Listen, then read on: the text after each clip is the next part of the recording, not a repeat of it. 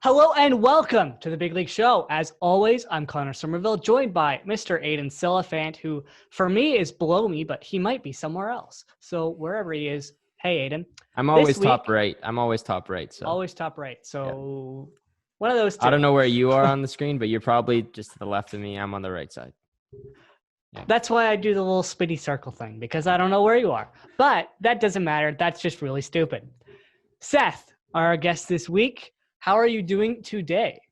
Feeling good. Woke up today, so thankful for that.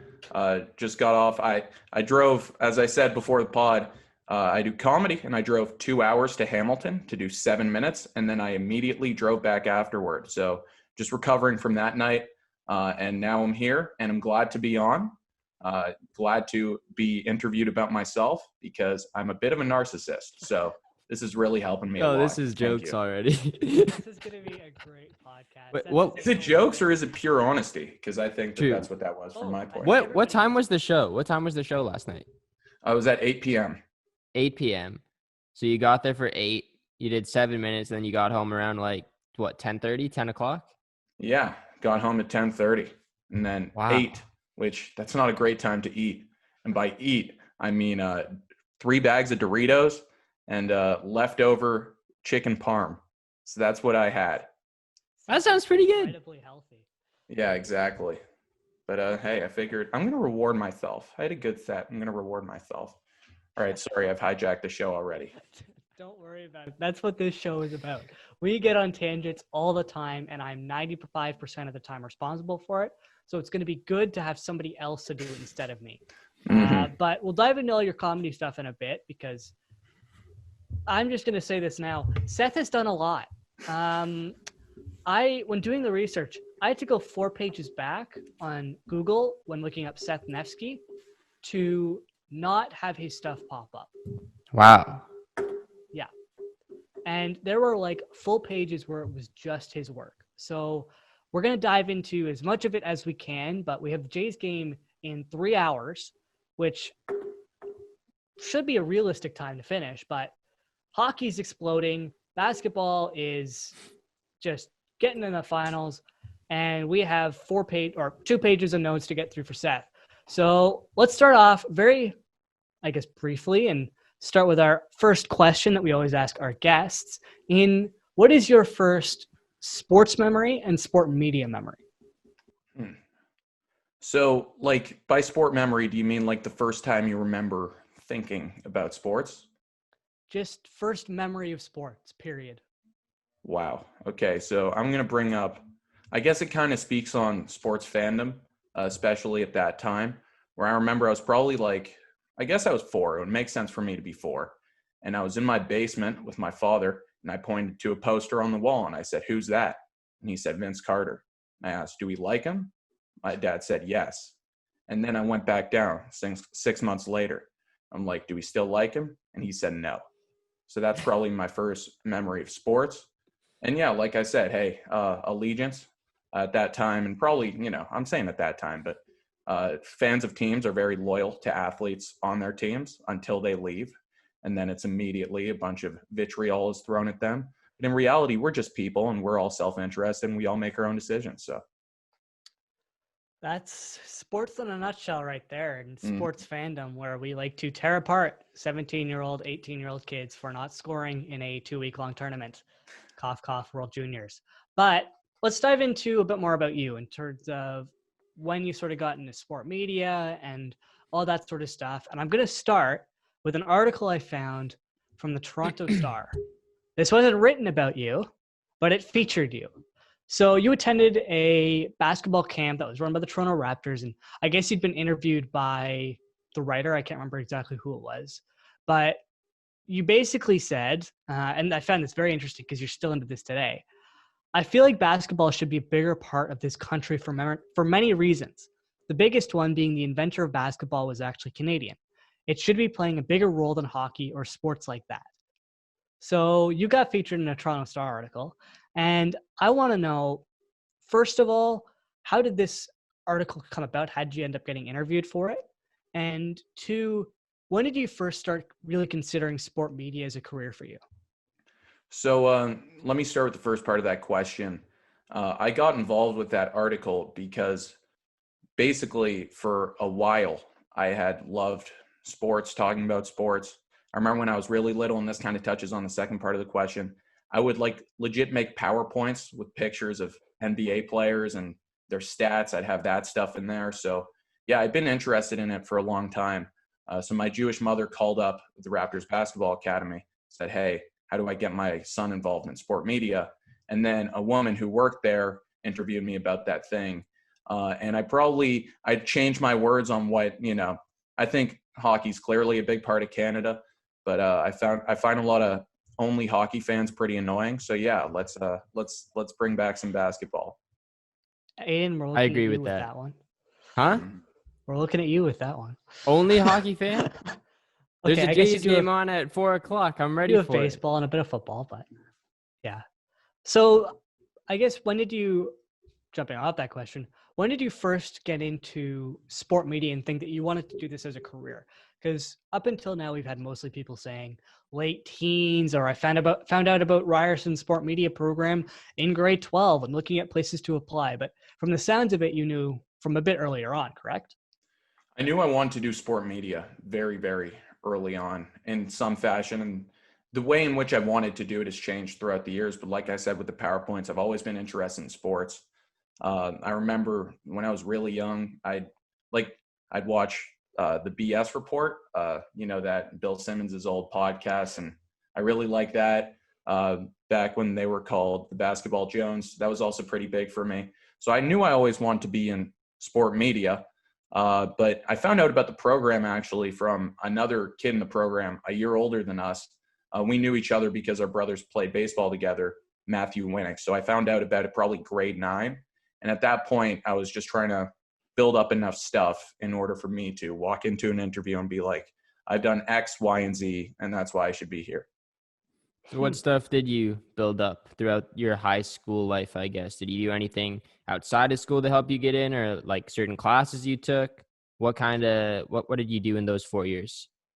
Not really classes. I'd say the first thing I did, and it's kind of embarrassing in retrospect, but at the time, just having the guts to do this as a teen, like as an early teen, I was probably 13.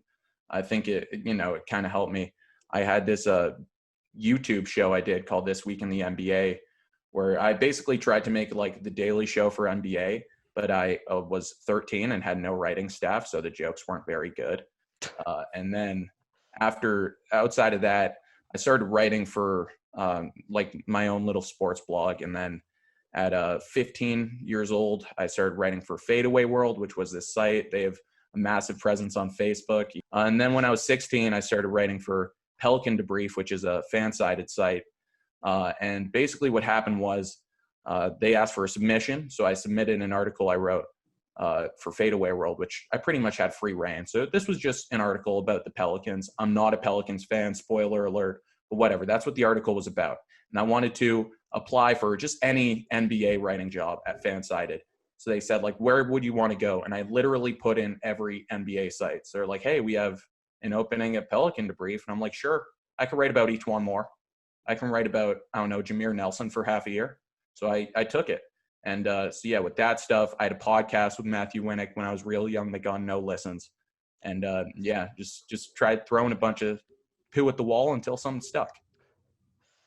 Yeah, as I mentioned before, you have a lot of stuff. And we'll dive into everything you've done and just sort of go down my list of things because I don't know when you actually did them and in what order because it's all like intermingled and you've done like 4 different podcasts and you run Crunch Time, which we had Drew Frank on who used to edit those.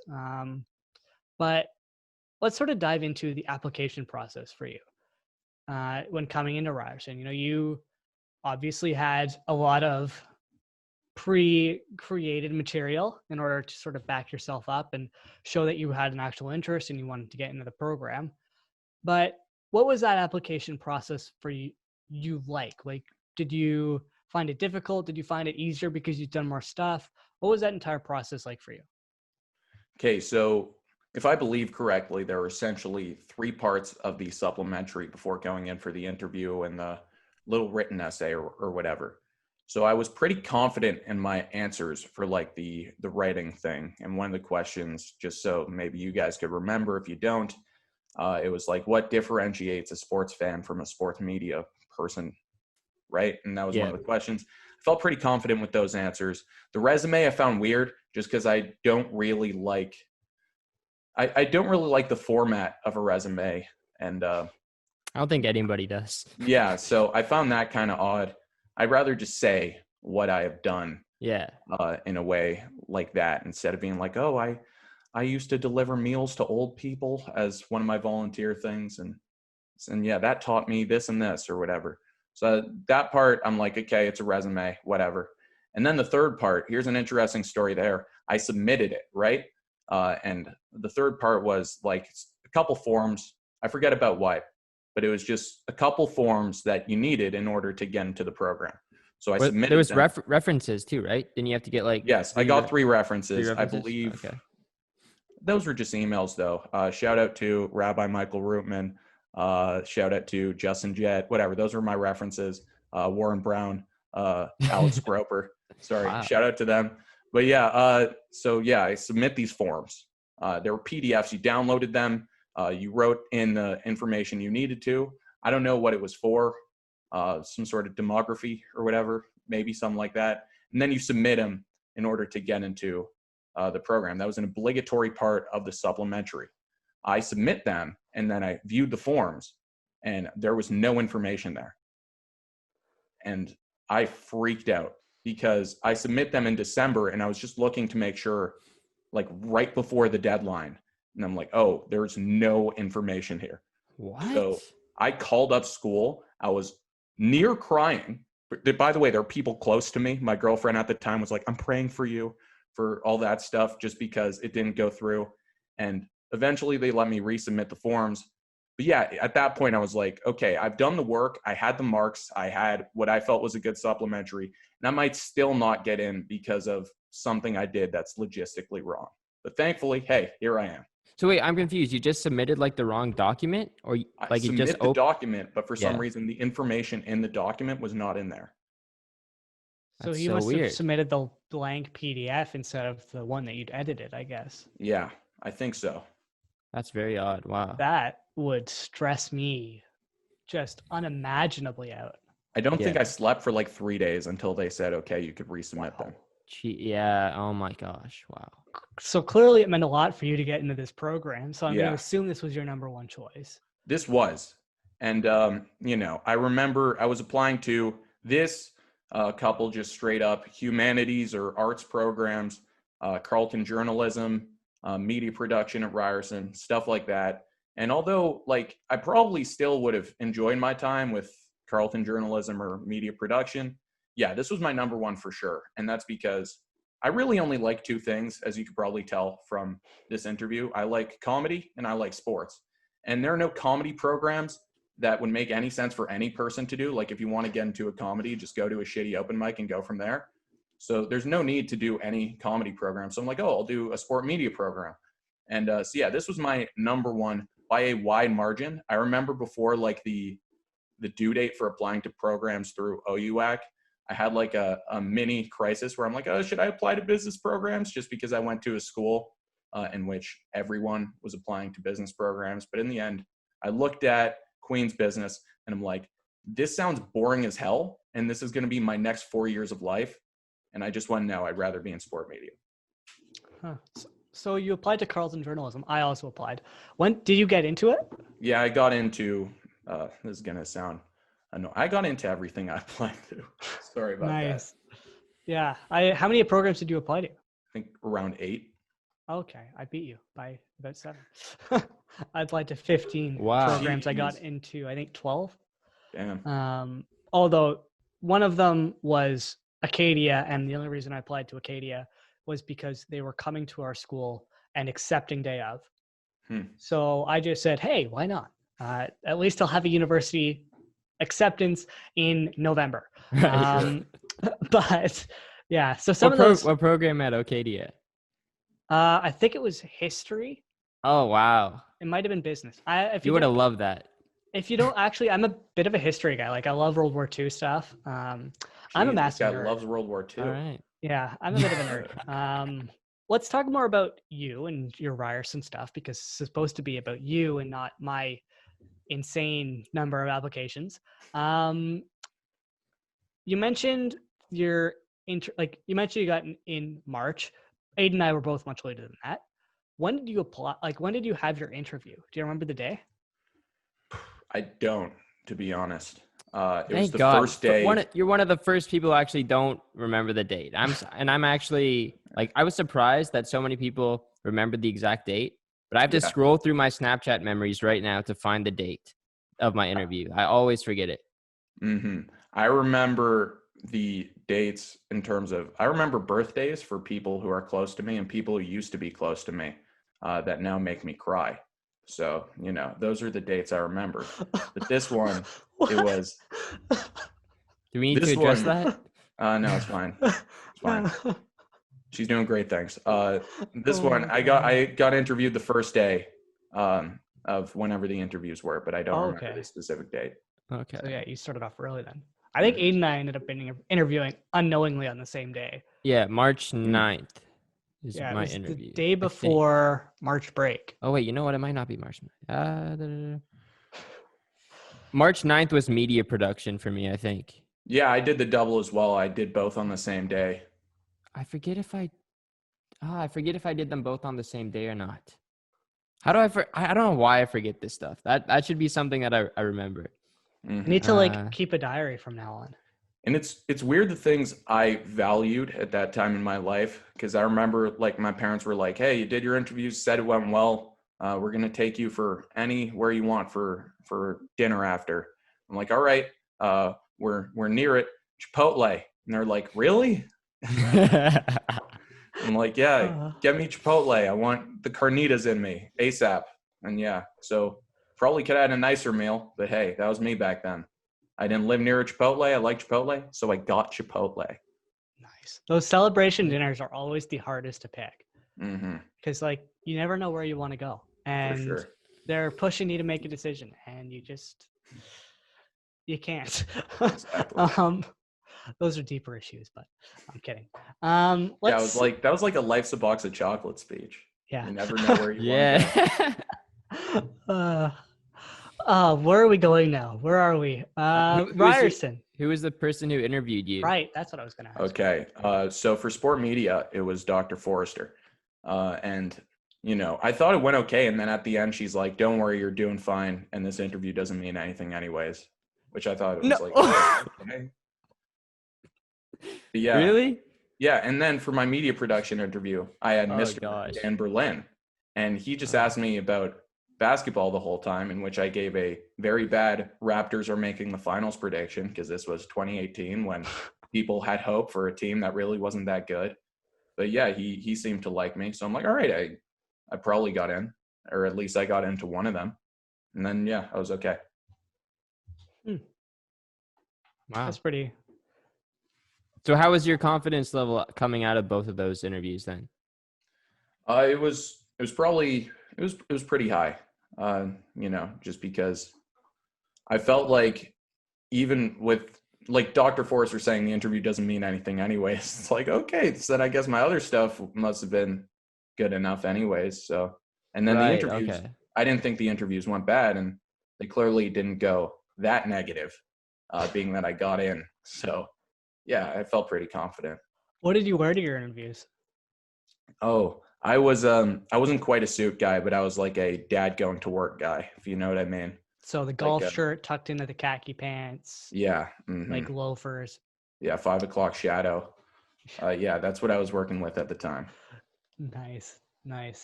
Yeah, so I guess we can dive into more of your Ryerson stuff after the break, because we've been talking for a while already. But let's wrap up talking about Ryerson and how you found the program so far. So we like asking this question each time. What has been your favorite class at Ryerson in sport media, or it can be outside of sport media, just in general? Second year TV lab, I think. You probably get that answer a lot. But just I liked the you have a task, now do it. And I like kind of just seeing things come together, the different roles I got to try. I was talent a couple times. I was producer, and just kind of finding the stuff that I enjoyed and the stuff that I felt I could, succeed at. And I felt that was good for my sport media development because it kind of led me in a direction where I more knew what I wanted to do and what I didn't want to do. Like I don't think I'm going to be a live production guy, or at least not behind the camera, but I like producing stuff. And that's one of the things that we kind of got to do in that class. I really like producing stuff. I also kind of learned I'm not the typical talent guy where I'm like, hello and welcome, and now watch these highlights. It's just something that I kind of find mind melting for me personally. For other people, maybe they have a different opinion of it. But yeah, I felt if I need to do talent, it would need to be kind of something a bit more casual, a bit more autonomous almost. And production, I really like the aspect of being able to craft my own thing. So what is your dream job in sport media then? Or dream jobs if you have multiple of them? As I've said already, I'm big into stand-up ever since I was a kid. So I would like to see how far that could go while at the same time pursuing what I want in sport media. And that would be to produce online shows, hopefully to more people. And on top of that, you've probably seen, I've done this thing called the full court press. Yep. If I could expand that, which I don't think is completely out of the realm just because I like the stuff we're doing, I think that could be real interesting. So I guess, just creating podcasts and producing online shows, that's what I want to do. And that probably will end up being a bit more independent. I'm not necessarily sure how long I'd want to stay at a giant sport media corporation, but yeah, that's the stuff in this realm that I'd like to do. Yeah, the full court press stuff, I find that stuff really interesting and could be really cool to sort of expand to different sports. Like I know True Jordy, he's a British YouTuber. I'm trying to remember the name of his soccer. Well, they call it football, but his soccer show where they basically do that for Premier League games every weekend. And that's very, very popular. But I just can't remember it off the top of my head. But I think doing that for like hockey would be great, or even other soccer, baseball. There's a lot of opportunity there. Yeah, and quite honestly, like I'm a basketball guy, which is why I started in that sport, but it's probably the worst sport to do something like that just because there's a lot happening all the time.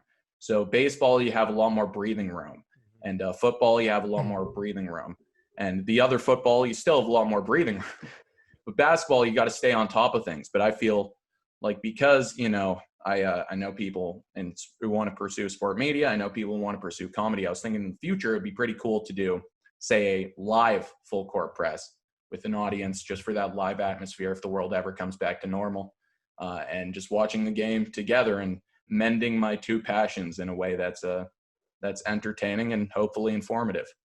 Well, we've now found Seth's practicum for next year. But once again, assuming that this virus is dead and that we can go places freely. That's a very, very big assumption. But yeah, we'll dive into all the full court press, crunch time, your stuff with Pelican Degree a bit more, basket case, the Instagram account, which the name I love, Hoop and Instalytics, all your comedy work and everything like that, because all that stuff is very interesting to me. And I've tried my hand at comedy before and it has not gone well. So it'll be interesting to hear someone who's actually been successful at it. Well, thank you. But we'll take a quick break because our Zoom call is about to end. And we'll be right back to talk everything Seth has done outside, kind of Ryerson. All right. And we are back to talk everything Seth has done, which is numerous projects, podcasts, sites he's written for. So I'm just going to go down in order of the stuff that I have found, and we'll talk about it because he's done too much that I can't actually order it. And I did this at midnight last night after writing an article for the website I write for because I needed to do my monthly article. But that's beside the point. Let's start with the one thing that I had at the very top, which oddly enough, your name isn't actually linked to, which you should probably do. Crunch time. So crunch time, for those of you who aren't aware, we talked about this with Drew Frank in our episode we did at pretty much the very beginning of our interviews. He was pretty early on. But it's basically he has 4 people come on. They give their opinion on one question. So what would be an example of a question, Seth? What is going to be the best series in the NBA's first round? There you go. He just pulled up the IG. What will be the best storyline when sports return? What is a better name for Seattle Kraken? There's no better name for Seattle Kraken. Dude, you're like, are you serious? Did you just say that? I like the name. So good. It's terrible, it's so man. Good. Crack is in the name. Their name involves crack. Think about that. Okay, but think about the names. No. The possible They have nicknames. 100% more crack than every other team in the NHL. God. What would you call their stadium then? How vulgar should I get? Well, let me rephrase that. What do you think that people are calling their stadium now? The ass crack? No. The Crack House. Okay. That's similarly bad. It's like Cream City or Sacktown in the NBA. Yeah. I really don't understand how teams do that and just don't think of the incredibly disgusting way that fans and human beings think. But whatever. Yeah. Let's talk crunch time. To continue on, he has the 4 people make an opinion about whatever the question is. So what would be a better name than Seattle Kraken? And each person comes up with a different name and they give their opinion and why they think that this would be the case. So 1 minute rant. 1 minute rant. 1 minute. Yeah. Yes. You got 1 minute. Aiden's been on it, who I hope is to my left or up or right or down. Aiden's been on it and I've been on it and Seth created it. So I want to know a bit about how crunch time came about, when you came up with the idea, just sort of the entire creation process of something that became fairly popular in our program. Well, thank you for that. It came about it was the beginning of quarantine, and I was trying to get into my own head about what is something that could, be optimized by social media. B, what's something that we could each create from our own homes. And I want to get people involved in the program just because I felt like, and I still feel like, that's probably how you get the most reach, being that there's no name in our program, right? There's no one who just everyone draws stuff from and then he kind of trickles it down to everyone else. There's no, person in our program like that. So I thought just getting as many people from our program involved could help it spread. I thought having the 1 minute answers, that'd be great for social media. Having a 10-minute YouTube show. YouTube wants content around 10 minutes anyways. And I want to do something we could each do from our own homes because of quarantine. And I want to do something where we didn't need to depend on a Zoom call or a Discord call, just because my internet at that time was very bad. It's still kind of bad. So if I cut out on you at any point, I apologize. So I didn't want to depend that much on the internet. So that's kind of how it came about. And of course, he cut out a little bit earlier, which we'll have a quick little cut scene there, which a little bit of an explanation for what happened in that situation. But talk to us a bit about how everything sort of happened, what working with Drew and then Maddie was like, what people's sort of reception of it was. What was that entire situation like for you? All right. So I had this idea. Originally, the idea was for the NBA. And I first went to my buddy, and he's in our program, Noah Levinson.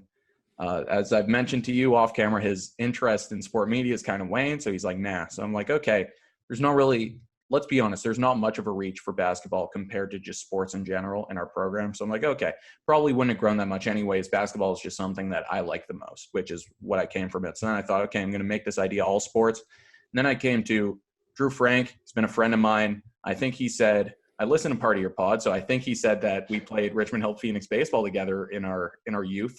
So I knew him from that, and he is someone who, like I'd say, is just one of the most ambitious, creative, capable, and technically savvy people in our program. So I knew if I brought it to him and he liked the idea, it must at least be an idea that's not half bad. So he said he'd like to get involved with that. So I kind of thought of just how I wanted things to look, how I wanted the show to be formatted. I made a rundown, made a schedule, just really tried to do that producer side of it. And he was awesome with the tech stuff. And he's also a guy who's produced a bunch of stuff. So he had some tips for me, which was very important. Yeah, he is insane at everything. He's helped you out with other projects, which we'll dive into in a second. But I want to sort of get your thoughts on where you think Crunch Time could go, where it will go, what you think the success level of it was, just sort of that. I like the future of Crunch Time and how successful you thought it was. It's kind of a difficult question, and I'll explain why. The end goal for that show, if it ever reaches that, or if it ever reaches this, I think it would be really good on one of these bigger social media sport sites, whatever that means, just because I think it's pretty good quality digital content. You can involve personalities of all kind, which I also like, where you could have a sport media person, you could have kids from our program, you could have anyone who knows anything about sport on, they will give a refreshing take. And because, they have some freedom, they could do it in a creative way. So we've had guys like, yours, which were very good and very direct and very succinct and professional. And then we had Jai, who wore like a fur coat and rode a hoverboard. And I just like the dichotomy of that. And so I think that would be the end goal. We're not doing it right now. We might bring it back at the start of the summer. And yeah, Maddie is now producing. Drew told me she's not producing, editing. Drew told me she's a great editor. She has been once she took over for Drew. So if it's okay with her, I'm looking to get that going again in the summer. And I liked, in terms of our program, how people in our program seemed passionate about it. I liked, because, you needed votes to win an episode, that they were more than happy to share it on their Instagram and Twitter. And occasionally Facebook, even though mostly boomers use that. So they got some votes through that, and that just brought more traffic to our pages. Yeah. In the future, though, I would I got to take I got to get better at reaching out to people. And I think if you ask 8 billion big sport media names, one of them is bound to want to get involved, just, because we're upstarters or whatever, and they want to help us out. So I got to get better at reaching out to people. And I think that if we do that again starting the summer, I would try to incorporate kids from our program and kids who want to get into sport media in general, and hopefully get some bigger names attached as well. Yeah, that would be sick. Like, imagine you get like a host from SportsCenter or something. Mm-hmm. And in order to win, they got to put it on their story or something. So they put it on their story, and then it reaches all the people that they work with, etc. So it just gets your name out there even more. So, even if those episodes are just a one-off, because like if they do work for, Sportsnet or TSN or ESPN, etc., I'm not sure if they'd want to come back again. like 8 billion times. Like, no, this is what's most important about me. This thing that pays me nothing. But if they did it once, that would be awesome. Right. And I don't think that's out of the norm. I listened to a podcast that blew up because Kevin Arnovitz was on it, who's a writer for ESPN, an NBA writer for ESPN. And that's how I found it. And those were just two people who, who just got into it for fun. So I don't see why we couldn't get a bigger name on it as well. I just got to actually reach out, which isn't my strong suit. Yeah, you got to use those former Ryerson sport media connections. Maybe start with like a Dan Berlin, who you mentioned interview. He does stuff for, I think it's CTV or City TV. I think it's CTV. I think it's CTV. Shout out to Danny. He does some football. I don't know if he's still doing it. Maybe. Not sure. I'd assume. I'm not really sure. Or even look at maybe Laura Walzak, who isn't necessarily a sport media personality, but she's very involved in that industry. Or Dan Robson, who's a prof last semester. We have lots of connections. This semester, actually. Oh, really? In which course? RTA 850, which is long form sport writing. It's a good course. Oh, cool. Nice. Mm-hmm. Huh. Yeah, I think there's a lot of opportunity there with Crunch Time, and it's a really interesting concept that I like personally. And if you ever need any help with it, I'm sure Aiden and I are both willing. 100%, yeah. To help out with everything. I say willing. We'd love to help out with it if you need help. For sure. because it's a sick idea. And Thank you. another sick idea is the full court press, which you've also done with Drew Frank, and he's taken the technical side of it. So I do want to get into the technical side of it in a second. But first, what has that idea been like? How do you sort of come up with that? When did you sort of start developing the belief that this might work and that this might be a good concept? Basically, I'm going to be honest. I don't really like a lot of traditional sport media. I think specifically with play-by-play and color commentary, find a lot of that dry, and oftentimes it's not even as informative as it could be. And I saw some alternative streams where they did get a lot more informative, and I really like those. One that I'd point to is Nate Duncan's NBA stream. He does a really good one with the athletic writer Danny LaRue, and they really get into the advanced statistic nitty gritty. And on the more entertaining comedic side, I also thought that there was something lacking, because just because you know you're attached to an ESPN or a TNT, or in Canada Sportsnet or a TSN, you can't get into Lou Williams going to the strip club to get chicken wings. You can't, ask questions such as who's the thickest guy in the game. And those were questions that I'm very interested in. And that's why I wanted to bring the lowbrow of admittedly weird jokes and weird questions, as well as sort of the more informational side of it. And I thought that live streaming NBA games through Twitch would be a good way to do that. And I got Drew because with VJN, Virtual J's Network, he had some experience with Twitch. And that probably saved me a couple bumps along the way. Yeah, he's unbelievably talented in that. And I'm going to ask you about the more technical stuff in a second, also to help with this show, because we just got picked up by Spirit Live. So we're unfortunately going to be under an hour time constraint. But what we're thinking of doing, what was suggested to us by Spirit Live, was to stream the show on either YouTube or Twitch. And then once we finished our radio portion, just say, go and check out our stream.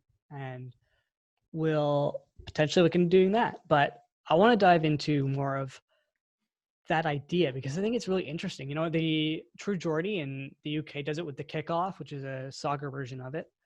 Have you thought about expanding it to other sports? And I want to know what you think makes it so unique and such a special idea and creative idea where people actually are drawn to watch it on Twitch.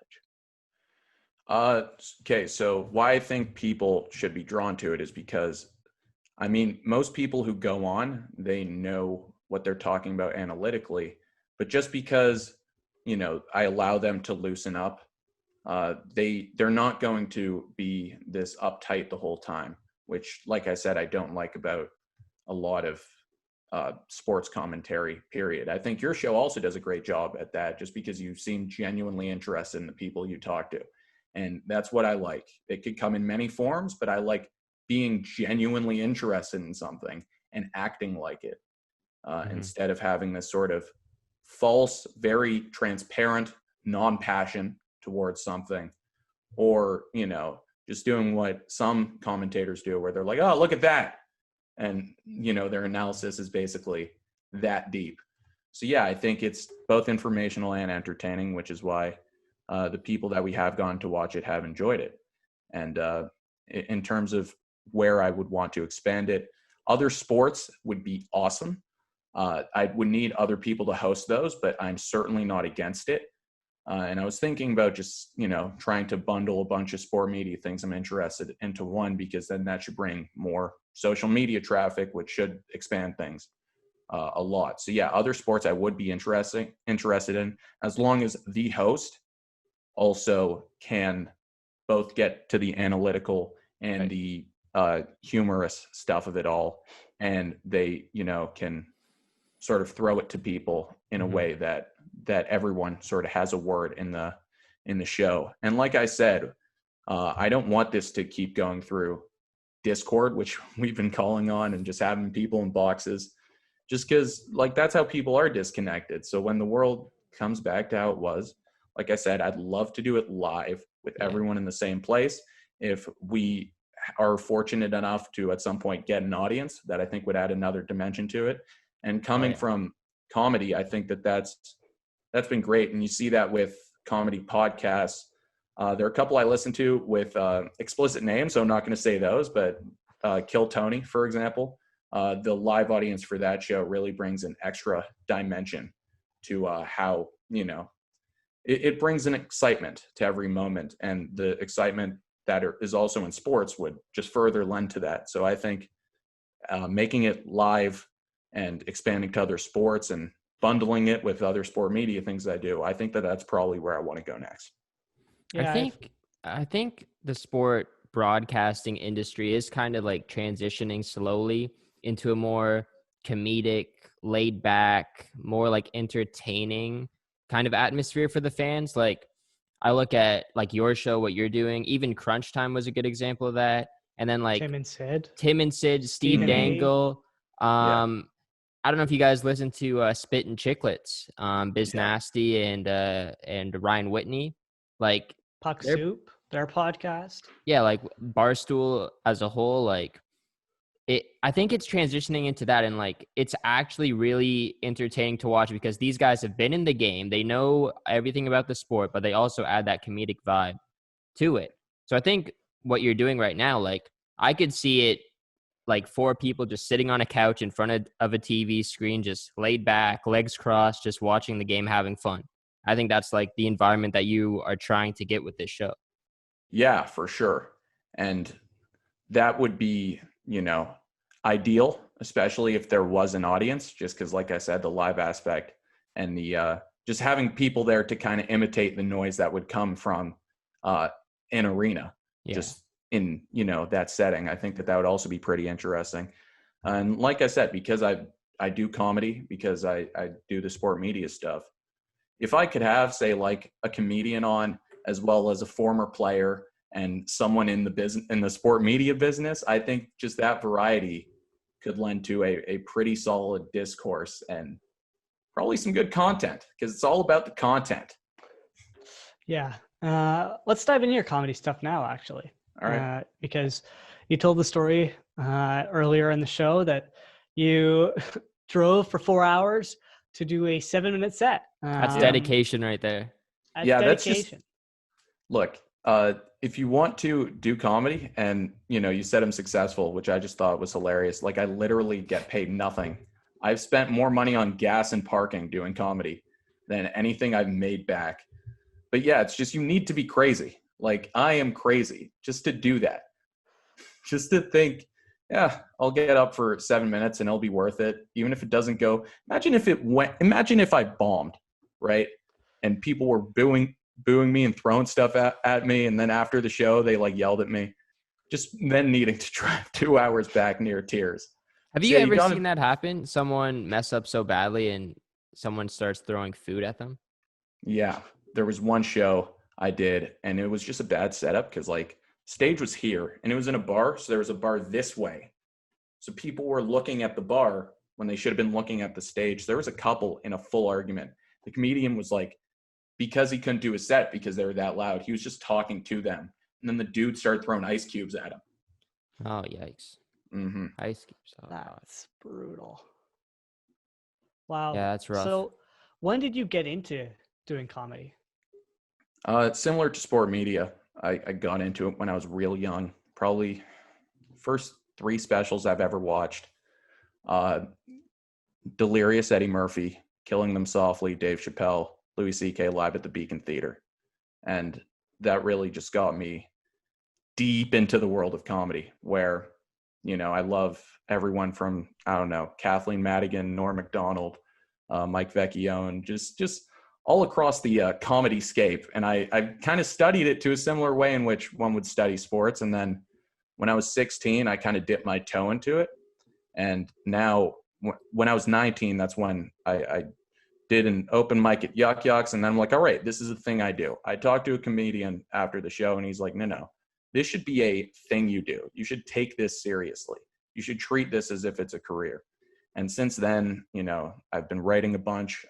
In the pandemic, I've still been going up as much as I can. And don't worry, it's in a safe way. So for, people who might be mad at that, But yeah, I try to go up a few times a week in the pandemic.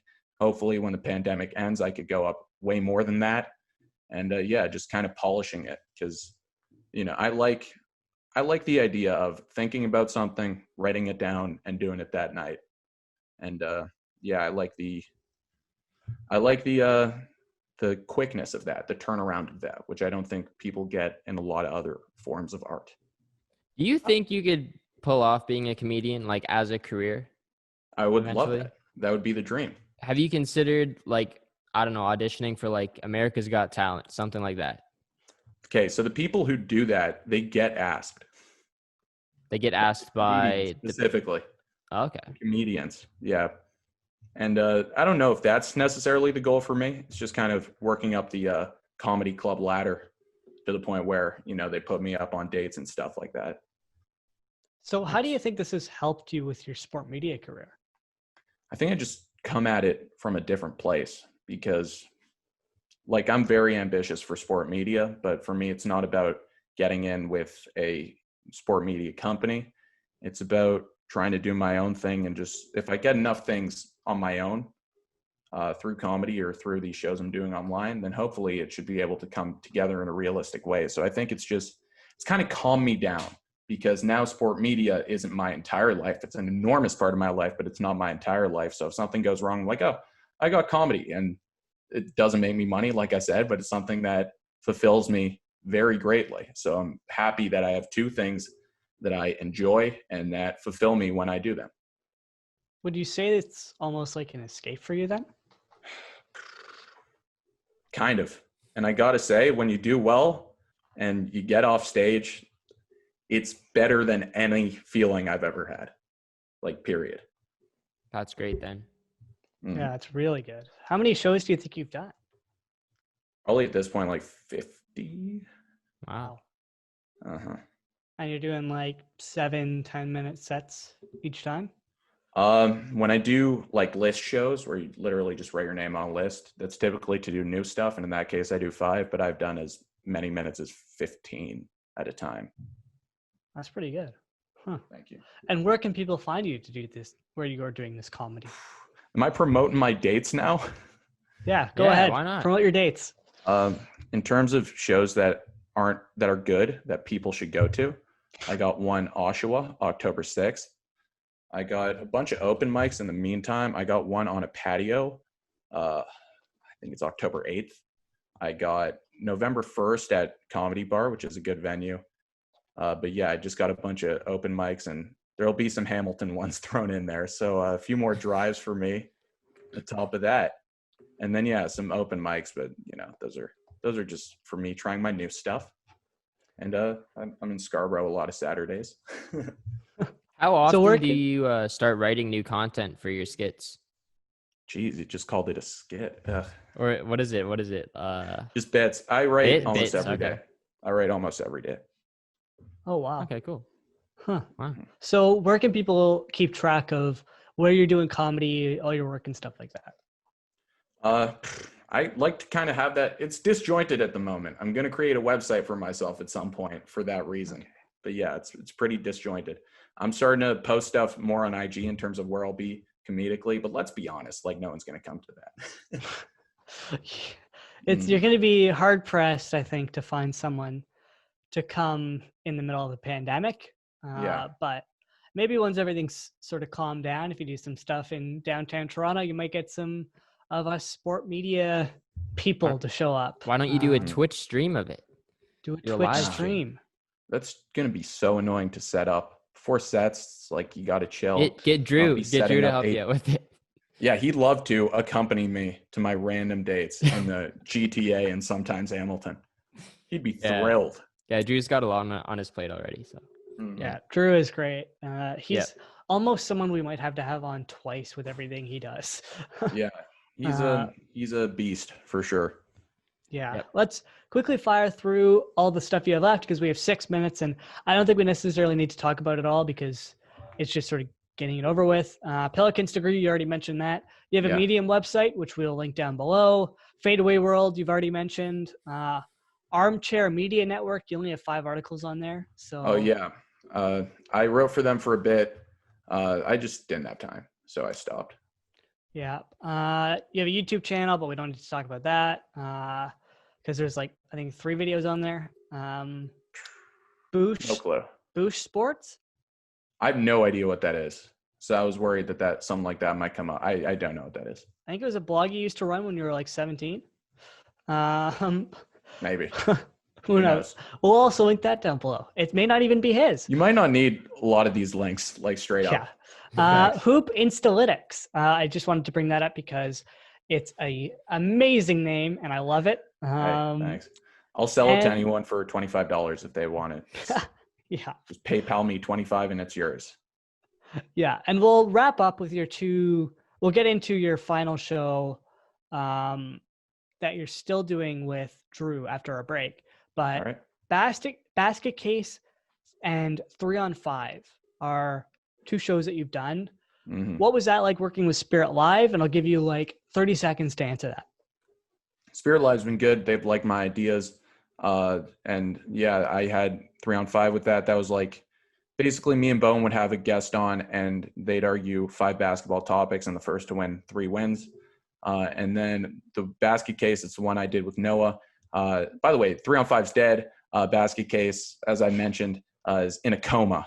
And it was just, us shooting crap about the NBA. And that was real fun. And we were starting to have guests on. We had Milan on, and that was a great episode. But, it's all good. And I got a show, Bubble Ball, I do with Matthew Winnick. That might be on Spirit Live. It's a podcast, and we dive deep into the NBA. And then I got Outside Baseball. As you said, do you want to bring that up after the break, or should I talk? Yeah, we'll talk Outside Baseball in a second. I'm going to ask you one more question about Bubble Ball because you started this in July, and I'm going to assume what you sort of did with it is you followed the NBA bubble. And you mentioned you might continue it with Spirit Live throughout, so everyone can check that out as well. I want to know, do you plan to continue it after the bubble has finished? Yeah, but then I got to change the name, right? Yeah. So I got to create a new logo. Yeah, this was a very short-term name. I'm going to be honest here. So it might be rebranded, perhaps BBU, Bubble Ball Universe. Who knows? Something along those lines. And someone's trying to get into my room and just waved him off. I apologize for that. But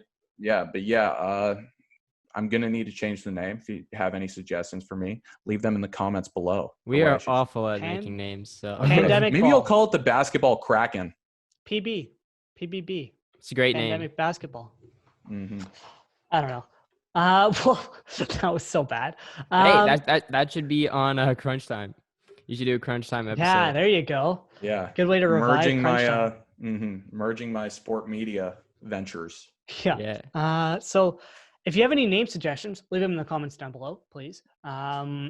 We will check them out, I'm sure. But we'll be back after a quick little break to talk his podcast he's doing with Drew Frank about baseball, because it is quite an interesting topic, and I believe Drew Frank previewed it on our episode. So we'll be right back. All right, and we are back to discuss Outside Baseball. Drew had, I believe it was on the episode, it might have been after, outside of recording, but he'd teased that he was going to start something with you around this concept, and I love the description. So I'm just going to read it out because I think it summarizes the podcast perfectly. So I don't know which one of you did it, but massive props. Basically, Outside Baseball is a podcast where MLB fanatic Drew Frank tries to catch his friend Seth Nefsky up on the MLB after Seth stopped paying attention to the league in 2016. Hilarity ensues. And with your personality, I am sure hilarity did ensue. Thank you, sir. But how did this come about? How do you think this has worked as a concept? How's the podcast gone? All that stuff. All right. So back when the world was normal, I realized that since 2016, there had been a big baseball-shaped hole in my life. So I'm like, all right, this summer, because there is no basketball, I can watch baseball, and I could try to watch it as much as I used to watch it and pay attention and scroll through Fangraph sheets and baseball reference and baseball prospectus and, really polish up my baseball opinions. And who better to help me do that than Mr. Drew Frank, who probably is the biggest baseball fan in our entire program, and a guy who I've known for a while, so he knows, my tendencies. So yeah, hilarity does ensue on the podcast. Also, a lot of awkward silence ensues, if we're being perfectly honest. But it's all worth it. It's a good listen, especially at double speed. But yeah, so we've gone into the analytical stuff where basically we had a couple episodes. One of them was where are the 2016 WAR leaders now? So we took the 10 best WAR position players and pitchers of 2016 because that was the last time I paid attention. And we tracked their progression to 2019 because that's 2020 had yet to start, to see just kind of where they are. Oh, Corey Kluber has been dead essentially for the past 2 years. Wow, he used to be one of the best pitchers in baseball, for example. So yeah, just stuff like that. And we did another episode where it was a lot goofier than that. We had Jackson Farrow on, and we pitched him baseball documentaries. And we called him Superfan Jackson Farrow because for whatever reason, he tweeted our show, our podcast, like how much he enjoyed outside baseball. And I don't even think I promoted it yet. So he must have gone real deep to search for our show. And yeah, we had him on. We pitched him baseball documentaries. And that was because Last Dance just came out. And they said, and I think both of these documentaries have also come out as well, but they were going to do a McGuire Sosa doc, ESPN. They were also going to do a Doc Halladay doc, or maybe that one wasn't ESPN, but yeah, a bunch of docs were coming out. So we pitched a docu-series, a documentary, and then one, it could be the last thing, it could be any nonfiction type of show or a bio show that, had reenactments and stuff like that. So that was also an interesting episode. Our last episode, we're going to record tomorrow, but our second last episode, because I like math, I'm not good at it, but my brother is a big math guy. My older brother just graduated in Waterloo math, so he helped me out with that. And we tracked how predictive 2019 was to 2020 compared to 2018 to 2019 because of the shortened season. And, with my brother's help, we kind of went through the crap show that was this year. Huh. That's a really interesting concept. I like it. Thank you. And That's especially a good concept. It's funny too. Thank you. Especially in a sport like baseball, which has been, let's just say, not in a brilliant position, fan demographic wise. Yeah. To sort of see the transition of somebody who wasn't necessarily following the league for a few years come back and get introduced to it by someone who really knows what they're talking about. I think it's a really cool concept. So would you say that's like doing this show now has actually helped you get back into what's going on in baseball, or is it just like primarily for the show, or do you actually feel like you've learned something from it? I learned a lot about baseball, still not as much as I would have liked, just because of summer basketball and, everything else. I haven't watched as much baseball as I would like to, but I certainly know more than when I started the podcast. And hopefully when schedules or baseball and basketball schedules are back to normal, if that ever happens, then I'll be even more knowledgeable next year if the podcast continues. Well, speaking of baseball, let's talk sports. Oh, what a transition. We I think we're all Jays fans here, correct, Seth? Yes, I am from a suburb of Toronto. Therefore, I am a Jays fan. You're obligated. Well, that isn't. Is that the case in basketball? I'm a Raps fan too, but I'm not a fan of. I'm a fan of both teams, but if they lose, I'm not gonna cry in the bath. If you know what I mean. I'm just gonna be like, okay, we're okay. Who's a fan of the Charlotte Hornets in our program? Yes. Why is it okay? You're the second person to say that like it's me. And Joseph asked me that before. It's John because he's from North Carolina. John, right. I am from Thornhill. No, because we had Joseph on last week, right? When did he ask you that, by the way? When did he ask me that? We were going to do a full court press last Thursday. Oh, okay, that makes sense. Because of the Wi-Fi. But yeah, he asked me that. Yeah, because I don't know if you were listening to our last episode, but we had Joseph on and we were discussing who the Charlotte Hornet fan is, and we thought it was you. No, but John. We is also from said North John. Carolina. Yeah. Mm-hmm. I am from Thornhill.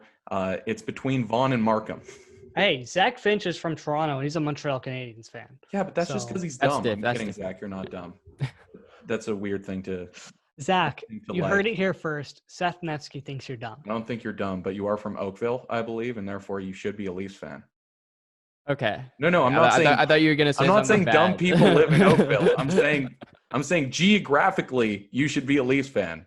That was nothing bad about Oakville. Don't clip that. Yeah. Is it geographically? Is Buffalo closer to Oakville or is Toronto? I think Toronto's a lot closer to Oakville. Could be wrong, but I think it's like a 2 or 3 hour drive to Buffalo. Here's what it is. Yeah, exactly. I'm like terrible geographically, but it would be like it's like Toronto, an hour. And, Oakville, Buffalo, almost. I think it's like an hour and a half to Niagara Falls. And Oakville's technically in the GTA, so I think my point still stands. That makes no sense to me, by the way. I don't get that. Yeah, the Kingston people, you could do whatever you want. You could go Montreal, you could go Ottawa, you could go Toronto, and I'll accept it. But the Oakville people, come on. Toronto all the way. What are you doing? Toronto or Buffalo, but Nah, Toronto. not Buffalo. Toronto. Not Buffalo. Stick within the border. Now that we've completely been sidetracked from baseball, let's talk about Buffalo, sorry. where the Jays have been playing. I'm so sorry. There you my go. fault. Brilliant transition, Aiden. Wow, Brilliant. I'm so sorry. Let's talk the Buffalo Blue Jays, who are probably about to get eliminated before this podcast is finished recording. It's I think first pitch is 4:00, and it's currently 2:34 on Wednesday. And Do you think they're going to get eliminated before the game starts? I think they're going to be eliminated before this podcast goes up. Oh, okay. Because if you didn't know, it takes quite a while to actually get this podcast up because uploading time. YouTube. Yeah. But yeah, they are somehow in the playoffs. They're doing it without Ken Giles because he had Tommy John, but they got Nate Pearson back, so that's a big plus. What is this entire Jays situation? How did they get here? I'm going to ask both of you because I don't follow baseball. How did they get here? Do they stand a chance at winning this series even though they're down a game? Okay, they got here because of the dumbest playoff format of any sport, I think. Because baseball is already a random sport. So that's why you like the 10-team format, because then you for sure know that one of the 10 best teams is going to win. But like I searched some mathing, and the Dodgers are most likely to win, but it's like a 7% chance just because the amount of teams in the playoffs and the randomness of baseball. So with that randomness, would it be crazy if the Jays won the next two and therefore the series? No. But I still think it leans Rays, especially because they're up a game to none, just for that math alone. And they are the better team, so they will, in my opinion, more likely win the series. Yeah. I mean, I agree with Seth that, like, the Jays obviously made the playoffs just because of this format. But it also doesn't mean that they're not a good team, though. And, throughout an 162-game season, they would still be competing for a wild card spot. And who knows, playing another 60 games, they could have gotten better over those games. They maybe could have caught the Yankees. They were a game back of the New York Yankees? Yeah, but they had the injury concerns, and I think the Yankees are just the objectively better team. And maybe that's for sure. unfair I agree. to say. No. I agree with you on paper and also playing wise. The Yankees are the better team, but I wouldn't count out the Jays yet, especially in this series. I don't know if you guys watched last night's game, but it was pretty close. It was 3-1. They took out Matt Shoemaker after 3 innings. He only pitched 35 pitches, and I don't know if he was on a pitch count. He probably was. I've never heard of a pitch count that low, though. 35 pitches. That's ridiculous. He didn't give up a run at that point. It was a 0-0 game. They shouldn't have taken him out. As soon as they take him out, Robbie Ray comes in, gives up a leadoff triple. Then he throws a wild pitch, 1-0 Rays. The Rays get another home run later on in the game. AJ Cole comes in, gives that up. Bichette with a nice sacrifice fly to make the game interesting late in the game, but the Jays lose 3-1. But game 2 today, they got Ryu on the mound against Glasnow. This is a game that the Jays should win, and I think they're counting that Ryu would just steal this game for them. I think if he goes 6 innings, then they have a really good shot at winning. Then you hand it over to Pearson. You hand it over to Hatch. You hand it over to some other guys that they have who have been solid this year. Yamaguchi, you never know. And I think the Jays could win today, but it just comes down to this offense. And last night, their offense was quiet. And Blake Snell doesn't help with that. He's one of the best pitchers in the league. But I think they could really do some damage today against Glasnow. And I actually expect them to force it to a game 3 here. And in game 3, it's all hands on deck, and you never know what can happen. I think the young guys have been our best players this year, and that's like what we needed. I think Ryu has really carried them. He has an ERA. He had an ERA below 2.7 to end the year. Like, even if they don't win this series, which I don't think they will, like, the future is so bright for this team. Like, Seth, you mentioned, like, injuries and stuff. Like, they've gone through a lot, just playing in Buffalo in general. This team has a really bright future ahead of them, and I don't think management is hesitant anymore to spend money in the offseason, so they're going to get a lot better. So, I don't know. I do expect them to win tonight. I don't know about game 3, but you never know. They've been proving us wrong all year. Look, even if they only had the 10-team playoff format and this was a 162-game season and the Jays played in the fashion in which they're playing now, that would be successful. And I'd compare it to, say, in basketball, to bring it back to that, Brooklyn Nets of 2018-2019. They squeaked into the playoffs. They lost in 5 to the Sixers. But you started to see, they got a good group of young guys.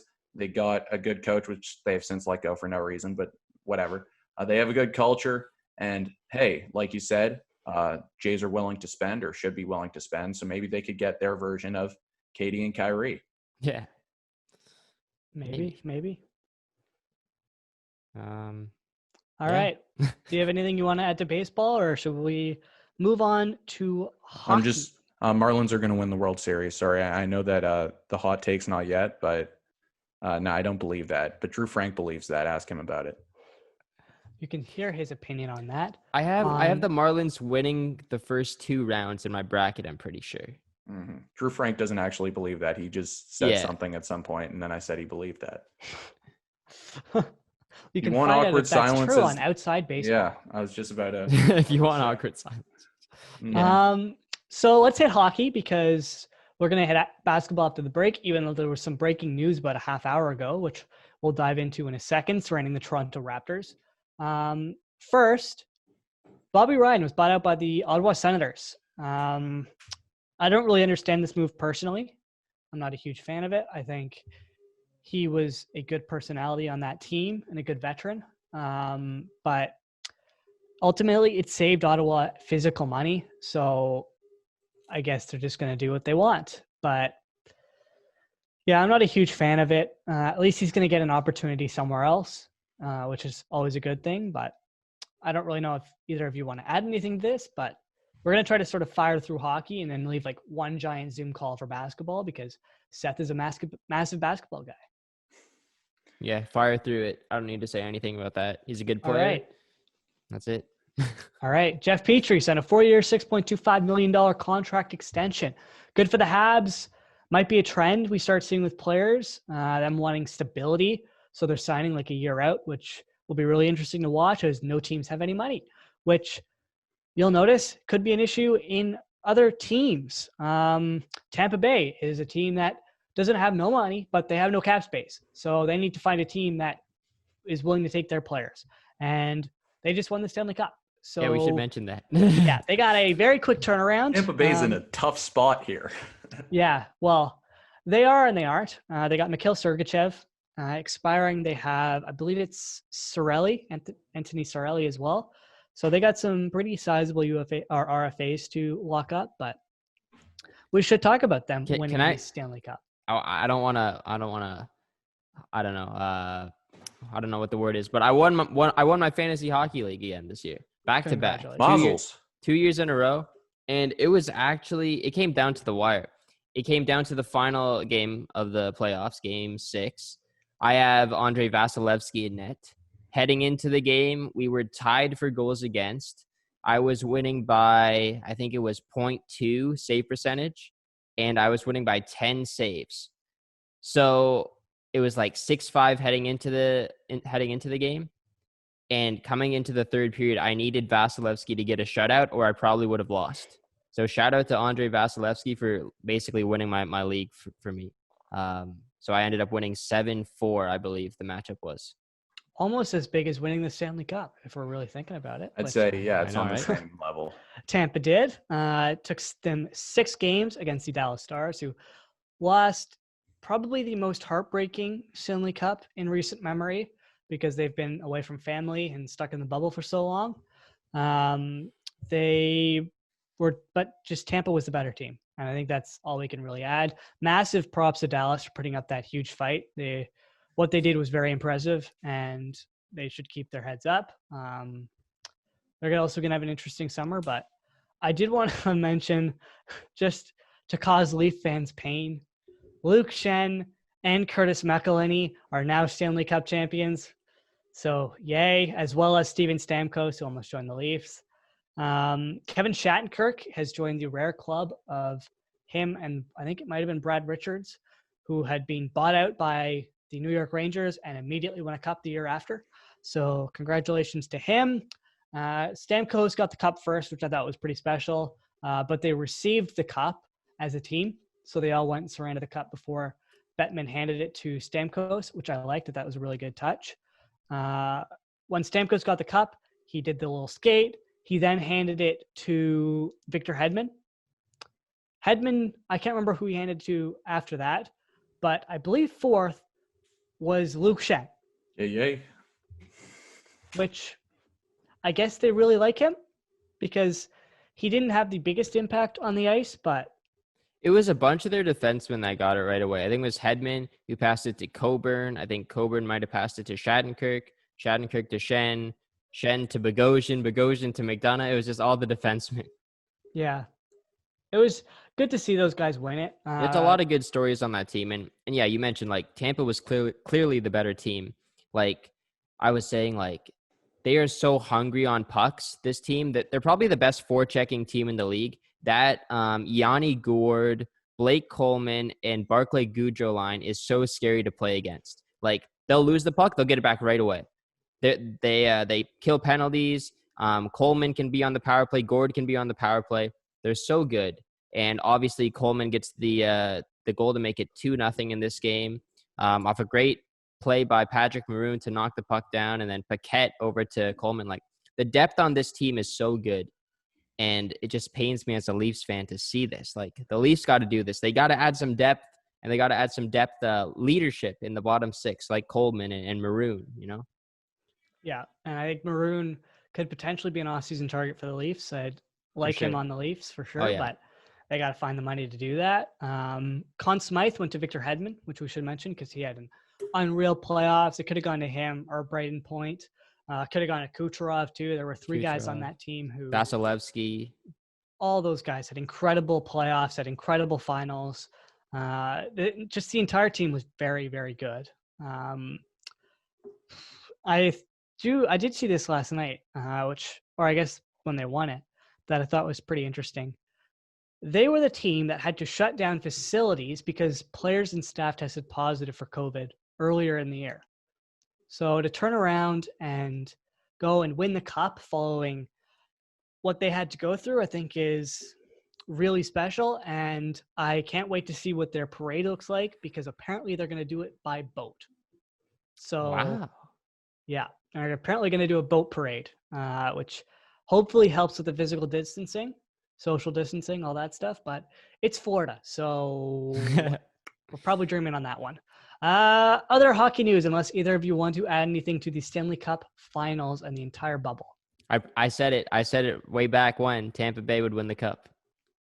There you go. I can't remember. I think it might have been Jelani and Rain predicted a Dallas-Tampa final before everything started. I know it was Rain. I think it was Jelani. It was somebody I follow on Twitter. I think it was Is Jelani also a Stars fan? Because he's a Cowboys fan. He's a Penguins fan, I'm pretty sure. Oh. I think it was Dallas. I might be wrong on that. I know Rain definitely got it right. Yes, Rain definitely got it right. He had a very good bracket. But shout out to those guys who predicted the finals correct. And shout out to the NHL. They did 33,000 plus COVID-19 tests without a single one being positive. They kept a bubble, which massive, massive undertaking. And I don't think they necessarily always get the respect that they should. So congrats to the NHL. You did something that's really special. And now they have to look forward to next season, whenever that will happen. But huge respect to them. Other brief hockey news. Henrik Lundqvist is being bought out by the New York Rangers. He ends his 15-year tenure with Rangers. He's still undecided on if he'll still play. He was posting on social media, Twitter and Instagram today, showing his thanks to the team and teammates, fans, and all that, which it's sad to see him leave because he's been like the face of that franchise for basically all of our entire lives. But I think with it's Shesterkin, correct? Or is that Shesterkin coming Georgiev. up. Georgiev is a potential backup. It just sort of made sense for them to move on from him, as rough as that was with everything that he gave this team. But yeah, do you guys have any thoughts on that entire situation? I don't know anything about hockey. I know that he was a very good goalie for a long time. And when you said New York goalies, the only other guy that came to mind, and buyout, I thought of Mr. Rick DiPietro. Yeah, my hockey knowledge probably ended like 2008. I just stopped. But yeah, I just looked it up because I knew he had like a weird buyout deal, and he's getting paid 1.5 mil every year until 2028, 2029. Yeah. So shout out to Rick DiPietro, and I hope that Lundqvist's buyout is that fruitful. But I don't know anything about the details of that buyout. I think it's 2 seasons, this year and next, because he was going to expire either way at the end of the season. And I want to say it's like 6 million-ish this year and like $1 million next year. But one thing it does allow, I guess, him to do is, if he wants to, go to a contending team like the Colorado Avalanche and try to win a cup. And I suspect there was a bit more discussion between the Rangers and him than people really understand. And he knew, and they knew, that he wasn't really going to have a major role on this team. So they likely came to an agreement that we're going to let you go, and we want to see if you want to try to go win a cup, feel free. If not, you can retire. And they'll almost definitely have a role for him within the organization. But yeah, it just sucks to see his tenure end. And he's not the only Rangers player that's moving on after quite a decent time with the team. Mark Stahl, and his 2021 second, was traded to Detroit for future considerations. This was cap dump, gives like, I think, $5.25 million in cap space to the Rangers for next season. Detroit pick up a 2nd-round pick. They don't need the cap space, so why not pick up a 2nd-round pick in a stacked draft? So yeah, there are rumors that they might continue to do this in the Red Wings, try to pick up more draft capital for this year. But just another trade that happened. Another trade that could potentially happen is Laine might be on the move. Elliot Friedman and a bunch of reporters have sort of been speculating that this might be a possibility. He's currently looking at the 2C and right-hand defensive issues on Winnipeg, and they potentially see Laine as a solution to get those 2 players. So we'll see whether or not Patrick Laine gets dealt. I believe Montreal is a team that's people are really pushing for, and I want to say maybe Buffalo, Carolina as well. There were some pretty serious teams that are potentially looking at this move, and we'll see what happens. Do you guys have any sort of thing to add to the last 2 things I brought up, or no? No. I think for the Mark Stahl thing, like, I think it's good for both teams. Rangers get to shed some cap space. Detroit gets a 2nd-round pick as well, and they also get a top 6 defenseman in Mark Stahl, who provides leadership to a young team. Yeah. And speaking of Winnipeg, Dustin Byfuglien is looking very unlikely that he will play in the NHL again, which is disappointing. but understandable. I believe Minnesota reached out to him and asked whether or not he'd be willing to play, and it doesn't sound like he will be. So we saw the end of a very, very good player's career, and it's unfortunate the way it ended and the way it had to end, but you have to look back fondly on him and what he was able to do in the NHL. So hopefully he enjoys life post NHL and with everything that he's probably going to do. And final little tidbit of NHL news, the New Jersey Devils are willing to trade one of their first round picks, but it would have to be a 26-year-old player or younger if they're going to make that move. So we'll see whether or not they end up making a trade. It's going to be another situation to watch because they're not in a very good spot, but who knows? Do you have anything you want to add to hockey before we move on to basketball and use my transition to basketball that I already had prepared? Do we want to talk about Paul McLean at all? Right. That's what I forgot to mention. Paul McLean was hired as an assistant coach for the Toronto Maple Leafs. This completely flew over my head, and it feels like it happened 4 years ago, but that was Friday. Yeah. He was formerly the Sens head coach. If you don't know who he is, he's the guy who has had the great mustache and whose doppelganger sat behind him at a Sens game. And that sort of went viral. He's going to be Toronto's eye in the sky, as they've called it. So he won't be on the bench. That'll be Hackstall and obviously Malhotra, who the Leafs hired last week. But what do you think about this move? Do you like it for the Leafs?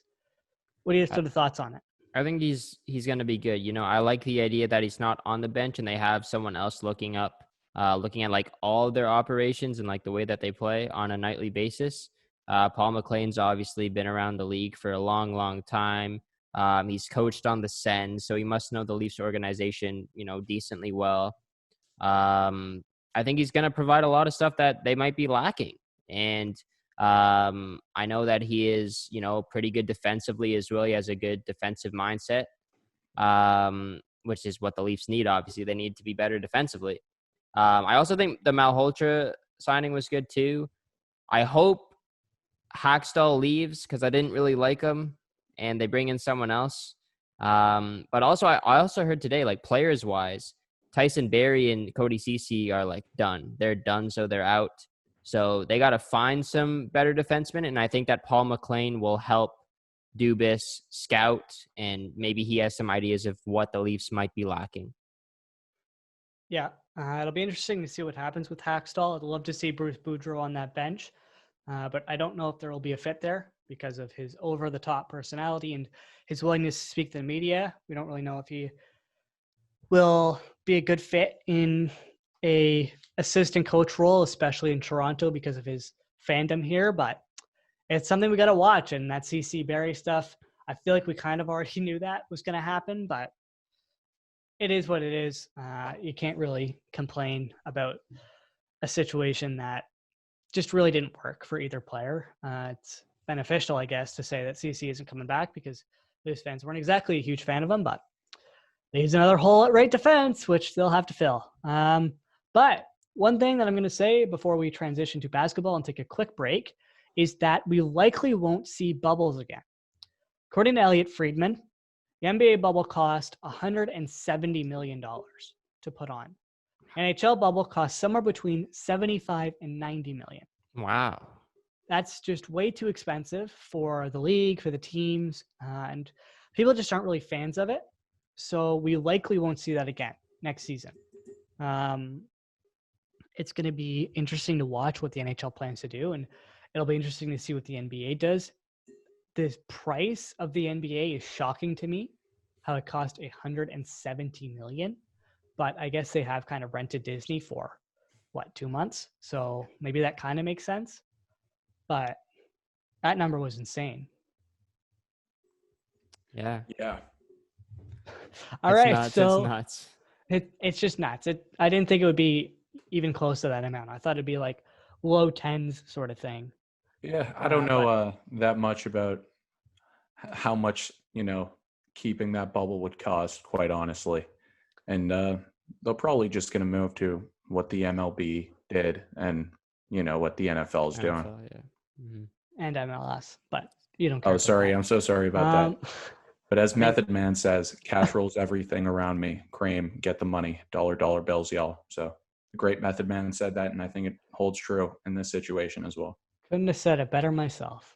Mm-hmm. We'll take a brief break, and we'll be right back to talk everything NBA and some breaking Raps news that just came out. And we're back to talk everything basketball after my transition away from the NBA bubble. It's been an interesting few weeks in the NBA, I guess.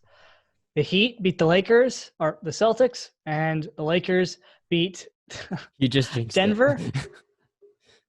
Maybe I just predicted the final. Maybe I can see the future. Uh-huh. Maybe. Never thought about that. Interesting.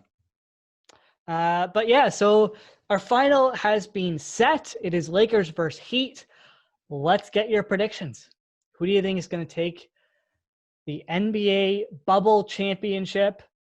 How many games is it going to go? Let's hear it. Should I start? Yeah, go, yeah. Sure. I've been flip-flopping at least 5-6 times on this since we got what the finals would be. Right now, I think I'm settled on Lakers in 6. I kind of arrived to that just because, like, a lot of why the Heat finished off the Celtics in the way that they did was because the Celtics really had no one to match up against Bam Adebayo, and he put up monstrous scoring numbers in those games, which we're just not used to him seeing. And that's because in terms of centers, they had Tice and occasionally Cantor that were just a lot slower than him. So he got quick slips to the rim basically every time he wanted. And the Lakers are a lot more athletic up front. Not only is there Anthony Davis, who of course is, an otherworldly athlete as far as big men go. And he's also just bigger than Bam, but also JaVale and Dwight, a lot more so than Tyson Cantor can handle what Bam brings. And at the same time, the Heat do have a good defender for AD in Bam, and they have a lot of bodies to throw at LeBron. But I think their scoring is going to be muted enough to that, the Lakers probably pull it out. All right, Aiden, what's your prediction? I don't know. It's tricky. Both are very good teams. They've gone through tough teams along the way. I didn't think the Heat were going to beat the Celtics, to be honest. I think the Raptors were going to be the Celtics' toughest competition, but the Heat handled them in what? It was 6 games, right? The Heat beat the Celtics in? Yeah. And they look good. Jimmy Butler looks good.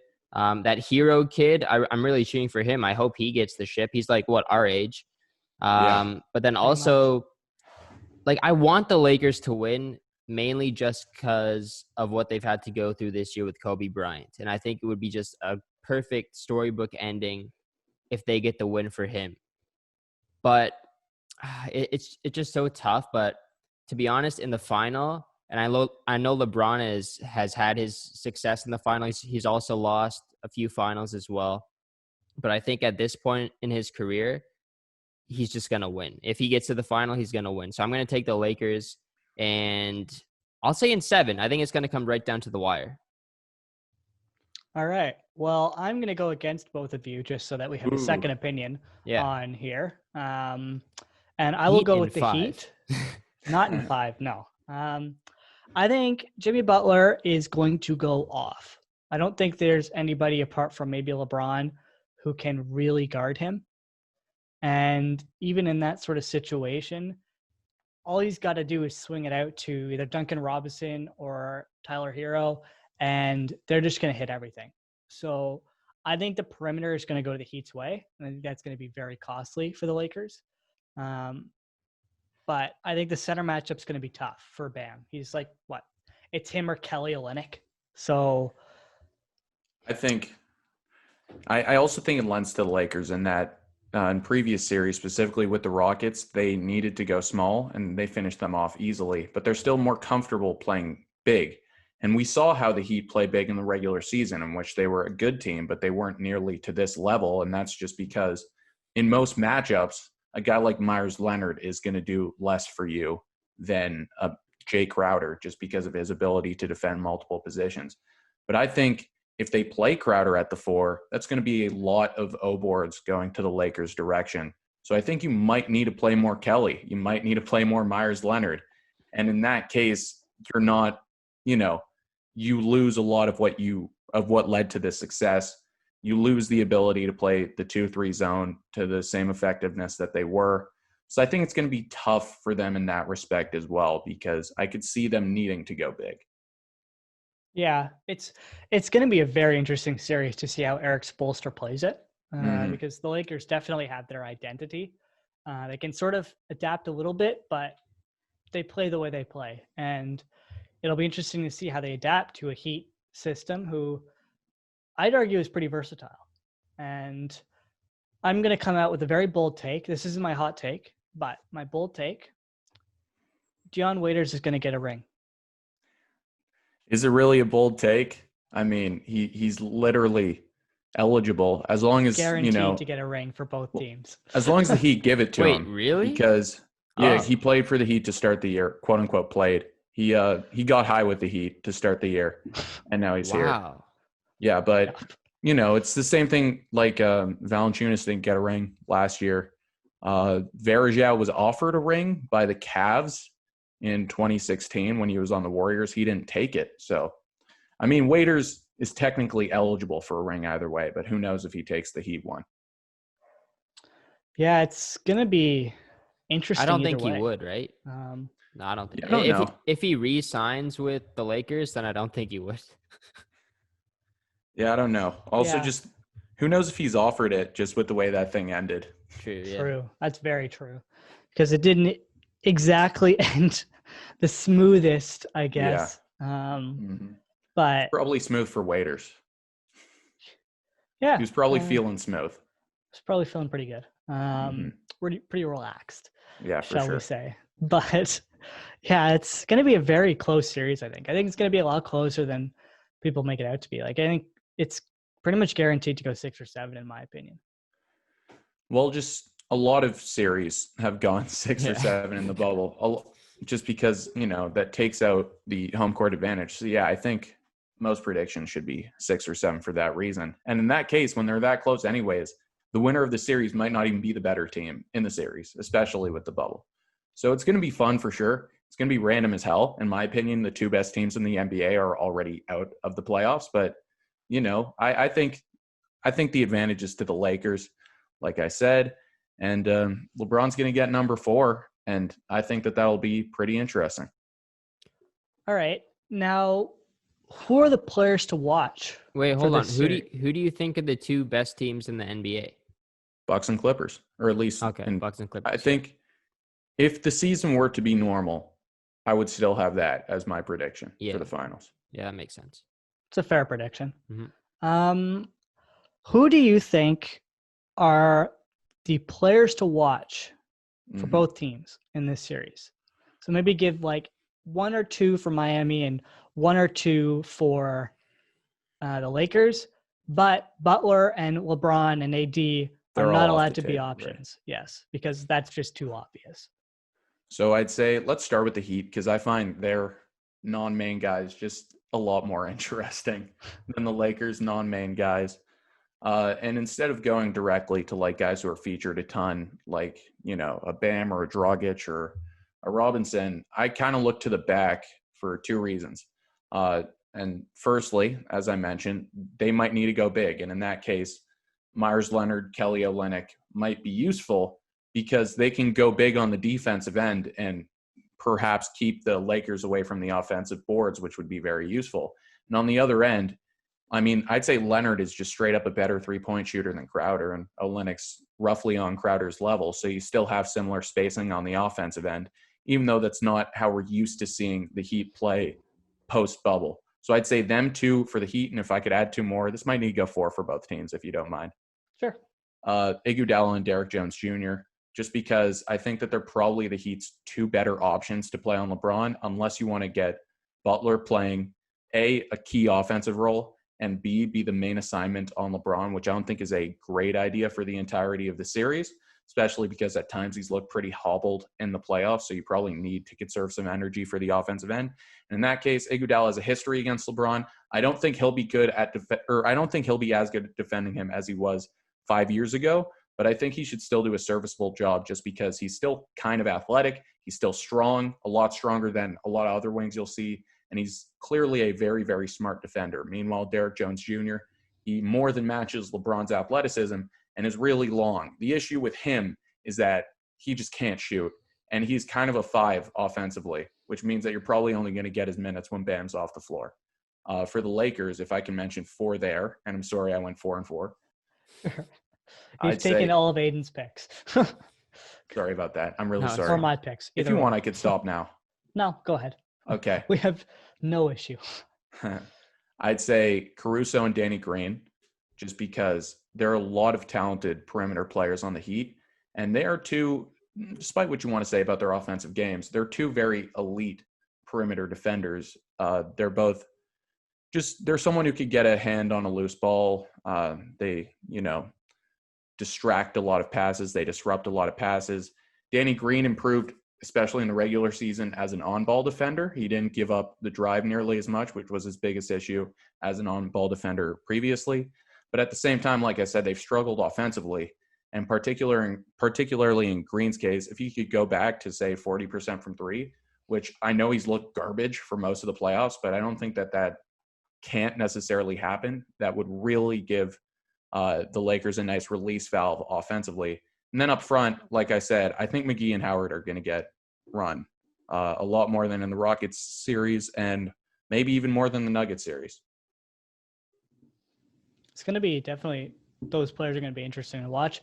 Aiden, who are your players to watch on both teams? I think, when it comes down to the finals now, I think I look towards experience and veteran leadership, especially with the Heat, having a guy like Hero, having a team that's younger and a team that hasn't been to the finals with this core group. You look to a guy like Andre Iguodala to really step up, a guy who's been there before. So I think he might not have the biggest impact on the court, but on the bench. And then on the court, obviously, I'm going to say Tyler Hero. He broke out in the last series. I think he's going to continue to do big things there. And then on the Lakers, just keeping with experience, Danny Green. He was just in the championship game last year, in the finals last year. Plenty of experience with the Spurs as well. So I look at him. I look at Danny Green and Andre Iguodala to be big guys on the bench. I think it's gonna come down to that. And being in a bubble with a young team, I think it's gonna be vital for the veterans to really keep these young guys in check. Yeah, it's going to be very experience heavy, this, I think, series. When you look at how the Lakers are built and you look at the experience that there is on the Heat, I think it's going to be very tight. I won't do one for the Heat because you've all already said mine. I apologize. Don't worry about it. I will say on the Lakers, though, Rajon Rondo. I think he's going to be incredibly important to this team. Especially if one of Caruso or Danny Green aren't playing very well. And he'll be incredibly important in building that offense. And if he can shoot, I think the Heat are in a ton of trouble. But I think Rajon Rondo's definitely going to be a player to watch. And he's getting up there in age too. So can his body hold up after a very, very difficult playoff run where he's basically been playing nonstop? It's going to be interesting to watch, but unless either of you have anything else to add to the Lakers Heat discussion in the final, I think we can potentially move on to the other NBA news. Yeah, sure. Let's get to it. All right. Doc Rivers is out as Clippers head coach, which not the most shocking thing I've ever seen, to be honest, following their playoff run their frankly terrible playoff run.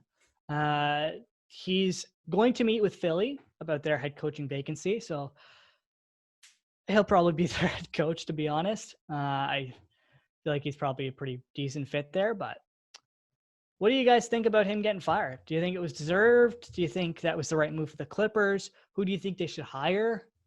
What's that entire situation like for you? Okay, I guess I'll start this one again.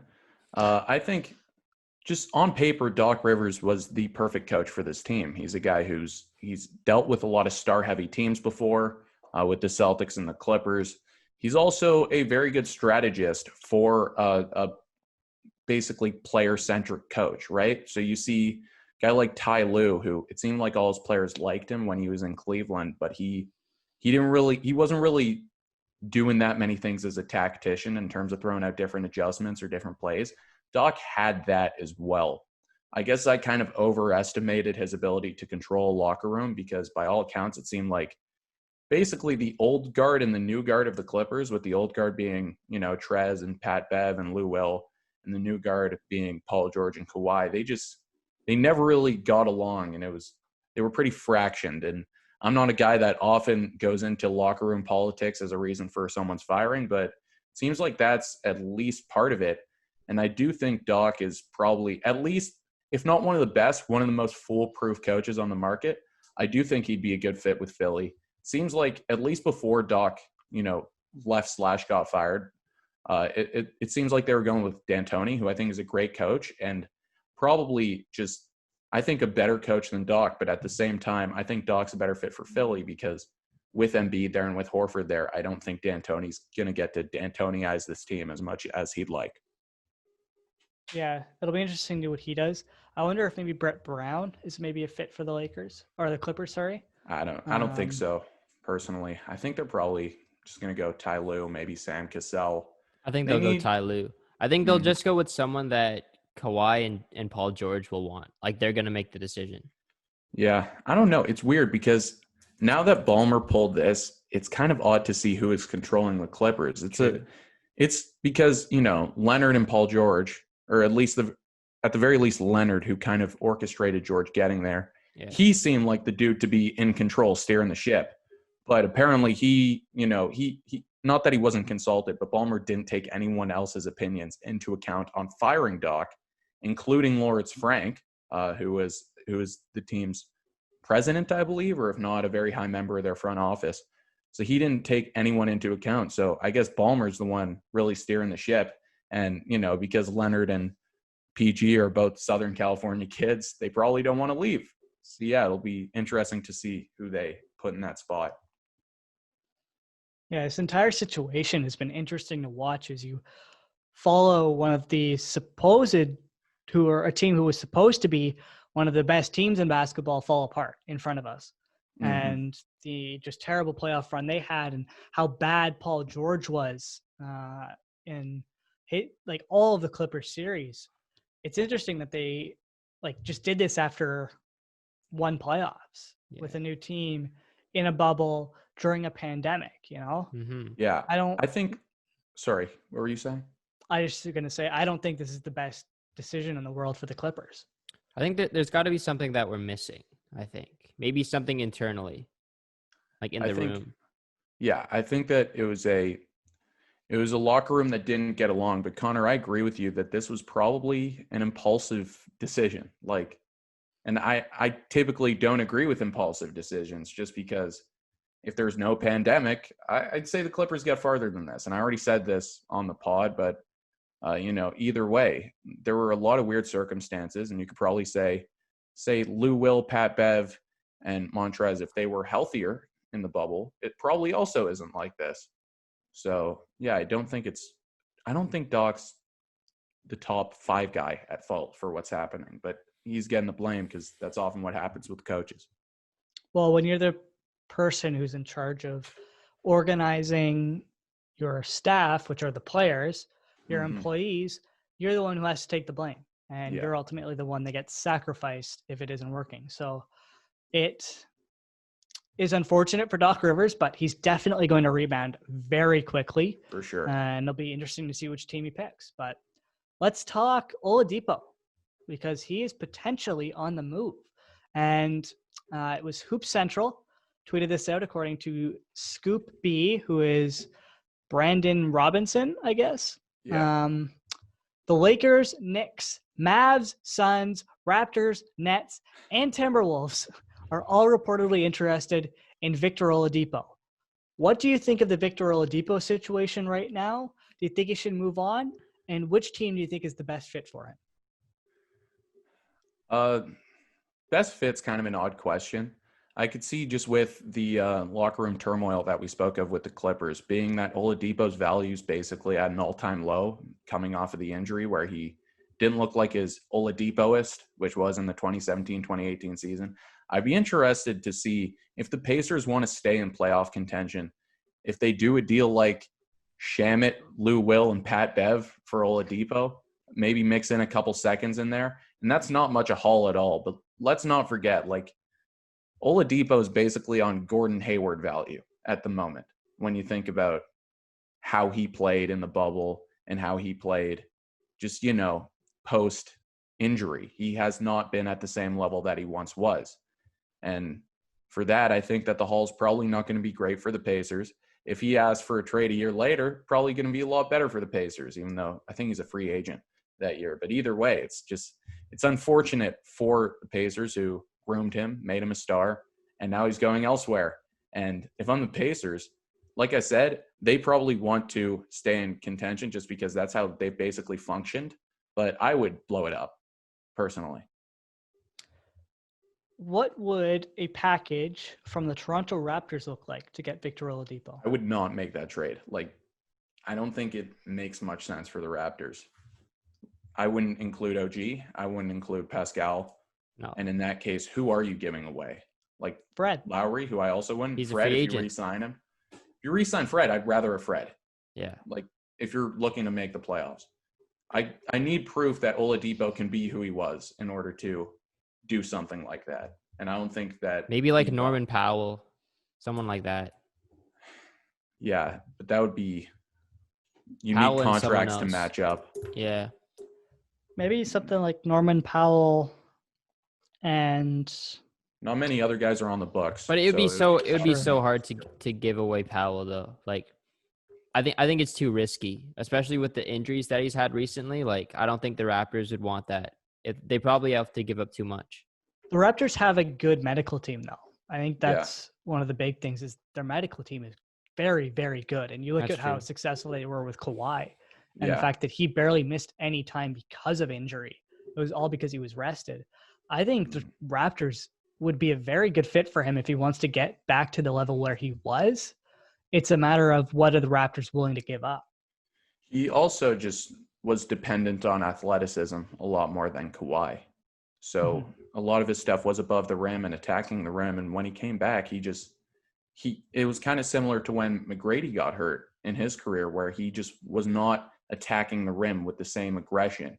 And he was opting for these avoiding contact plays when the old Oladipo would have gotten to the line and just because of that become a more valuable player. So I could also see the Nets, like even just like LeVert plus something to match the contracts plus a couple picks straight up. I think that would probably be done. What about like a Spencer Dinwiddie? Quite honestly, I'm not saying that Oladipo can't get back to how he was, but let's just say at the moment, I trust Dinwiddie's production a lot more than Oladipo. But maybe it's probably just me who thinks that, but I don't like the idea of this guy was really good and then he had this injury, but let's pretend like he was never hurt and that he's still that guy because you really don't know if he is going to be that guy. Oladipo is an unknown commodity at the current moment. Yeah, it's going to be interesting if they do trade him, what the return will look like in terms of what they are able to recoup in terms of assets. Yeah. And I wonder, like, that team is pretty built to win now. And you look at, they got like Miles Turner and Domantas Sabonis, it's a good team. And what do they need now then is probably the ultimate question.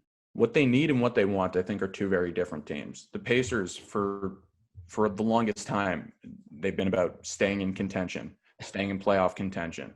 And the way that this team is currently constructed, that's probably what they will do if they keep it semi together. But I don't really think that that's that good a strategy. And I think that part of the reason why they don't take any risks is because they really don't have the most spending owners in the league. So they've kind of needed to cobble together a good roster of good finds. Like TJ Warren was a good find. Sabonis was a good find. Brogdon was a good find, even though he was, pretty established with the Bucks. But I think at this point, they've all maximized their talent, and this is not a championship level team. All right. Well, let's wrap up the show because we've had 3 people in a row who are Raptors fans, and I want to get everybody's take on this. If you are the Raptors, what do you do this offseason? You've got Fred VanVleet, Serge Ibaka, and Marc Gasol about to become free agents. Marc Gasol is now leaving for Barcelona. He'll be playing in Spain to finish out his career, so that is no longer an option for the Toronto Raptors, and that frees up some money. By the way, oh, sorry. I was just going to say, so you have Ibaka and FVV left. Yeah, I'm sorry about that. Let me just say, in Spain, being that we talked about this together before, they're going to have Gasol and Mirotic now, which are just going to be the 2 best players like in Europe. So they're stacked as hell, but whatever. No one wants to hear about Barcelona. But yeah, the Raptors, I once was of the camp of keep it together for the chance of signing Giannis. But if you don't sign Giannis, this team has seen its best days, even in its current iteration. Like, are they going to return to the second round and come within sniffing distance of the conference finals with this setup again?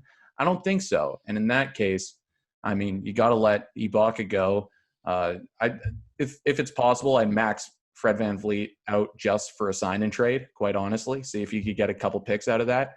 And to quote the great Bill Burr, shred everything outside of perhaps Siakam and Anunoby. And Terrence Davis, in my opinion. Yeah, I agree with that as well. I don't think they blow it up this soon. Sorry, Aiden. I think that they potentially look at blowing it up if they can't get a big free agent next summer. Mm-hmm.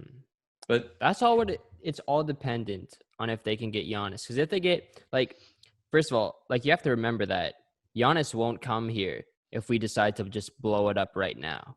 For sure. We have nobody left. We need to keep people. We have to show him that we are interested in still winning and still competing. I know that he would change that as soon as he gets here. We would turn into an instant contender, but we have to still prove to him that we want to win even without him on our current roster.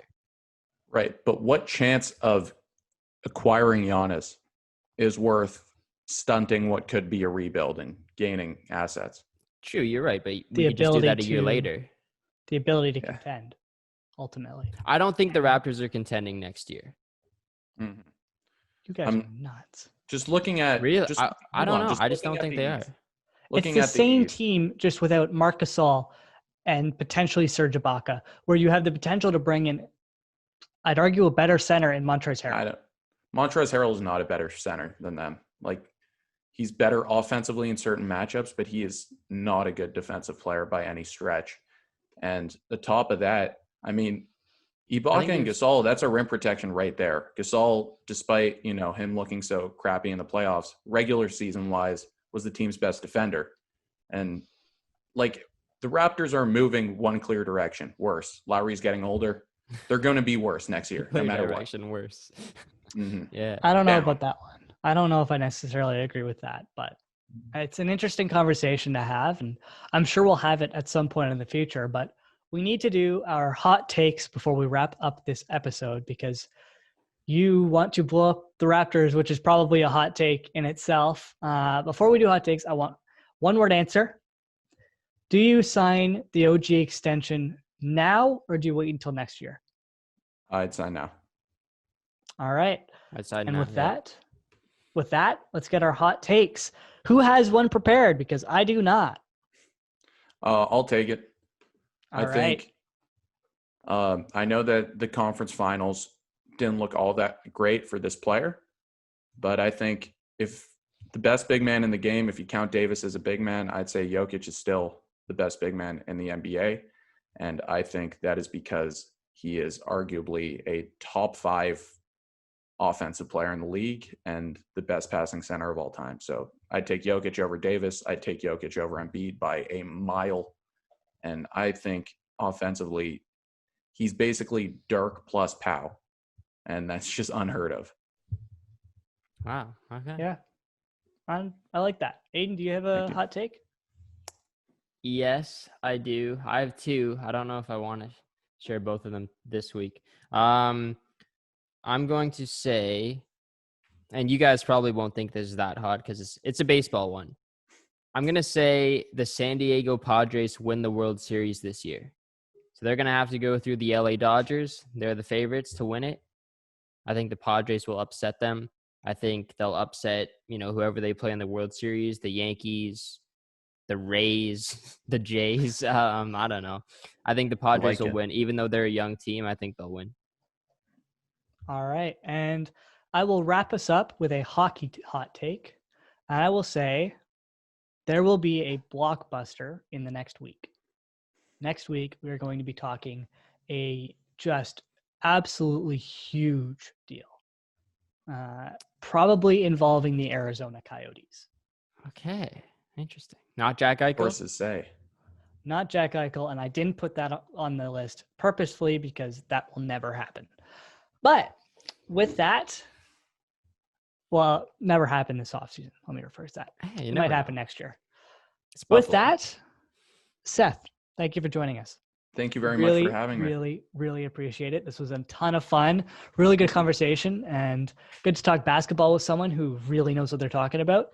It's been a good couple of weeks with basketball people following Therese and Joseph, who are both incredibly knowledgeable as well. But thank you for coming on. We'll link all of his stuff down below. We will push him to make some sort of thing that he can compile all of his stuff into because right now it's all over the place. But yeah, thank you for listening.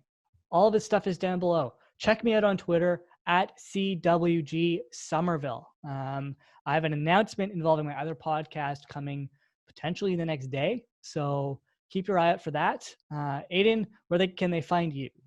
Instagram at Aiden Silliphant. Also, I got another podcast at Unlimited Pod. You can check that out. We just reviewed the movie Tenet. It's a pretty good movie. Very complicated to explain it, but check it out. Hopefully you guys don't get confused. All right. And with that, thank you for listening. Click like if you like this video. Click subscribe if you really liked it. Rate the podcast on all of the podcast apps that you're listening to this on. And we'll be back next week. Peace.